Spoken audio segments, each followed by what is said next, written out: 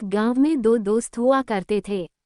एक का नाम था राजेश और दूसरे का नाम था दिनेश। दोनों एक साथ खेती किया करते थे और काफी मेहनत करके अपना घर चलाते थे। एक दिन अचानक उस गांव में एक बहुत बड़ा व्यापारी आता है और लोग उसकी चकाचौंध देखकर बहुत प्रभावित होते हैं। पूरे गांव में उस व्यापारी की चर्चा होने लगती है। ऐसे ही राजेश और दिनेश भी इसी बारे में बात करने लगे। राजेश कहता है, वाह जिंदगी हो तो ऐसी, देखो उसके कितने ठाठ बाट है। उसके आसपास हमेशा हजारों लोग हाथ जोड़ घूमते हैं और हमें देखो रोज रोज की वही मेहनत और खाने के लिए कुछ पैसे। दिनेश कहता है, अरे भाई राजेश, जिसके पास जितना है हमें उतने में ही खुश रहना चाहिए। भगवान ने कम से कम हमें रहने की छत दी है, खाने की 2 वक्त की रोटी दी है। अगर ज्यादा इच्छाएं रखोगे तो भगवान वह भी तुमसे छीन लेंगे।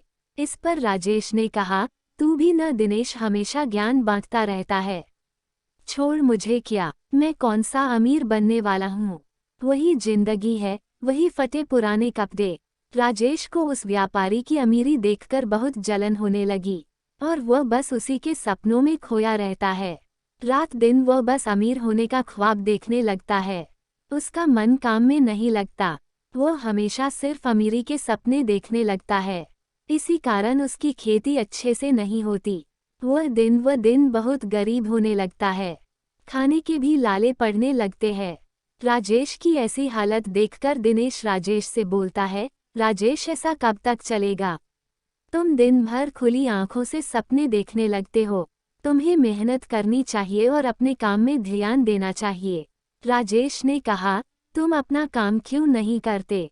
सपने देखने से ही पूरे होते हैं दिनेश, और तुम देखना एक न एक दिन जरूर अमीर बन जाऊंगा। दिनेश ने कहा, मैं तुम्हें चाहे जितना भी समझा लूं पर तुम्हें तो अपनी ही करनी है। मैं तो तुम्हारे भले के लिए ही बोल रहा हूँ, बाकी तुम्हारी मर्जी। राजेश को दिनेश की बातें बेफालतू की लगती है। उसे लगता है कि दिनेश हमेशा उसे डांटता ही रहता है। एक दिन राजेश ऐसे ही गांव के बाजार में काम की तलाश में घूमता रहता है। तभी उसे एक लॉटरी वाला दिखता है जो लॉटरी के टिकट बेच रहा होता है। राजेश ने लॉटरी वाले से कहा, अरे भाई लॉटरी लगेगी भी या यूं ही बेच रहे हो? लॉटरी वाले ने कहा, अरे भाई बिल्कुल लगेगी, गांव में जो नया व्यापारी आया है वह भी लॉटरी खरीदकर ही मालामाल हुआ है। राजेश ने लालच में आकर लॉटरी खरीद ली और मन ही मन करोड़पति देखने का ख्वाब देखने लगता है। अगले शाम को लॉटरी का रिजल्ट निकलने वाला था, इसलिए राजेश अपनी टिकट लेकर उसी दुकानदार के पास जाता है।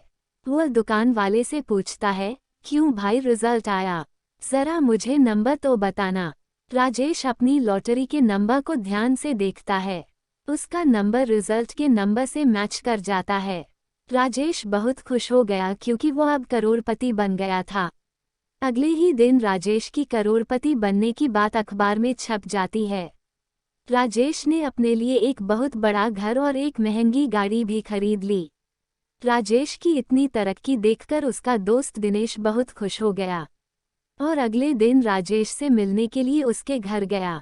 राजेश जब अपने घर में दिनेश को देखता है तो उसे लगता है कि दिनेश उससे पैसे मांगने आया है। इसलिए राजेश ने दिनेश को बहुत बातें सुनाई और बुरा व्यवहार करने लगा।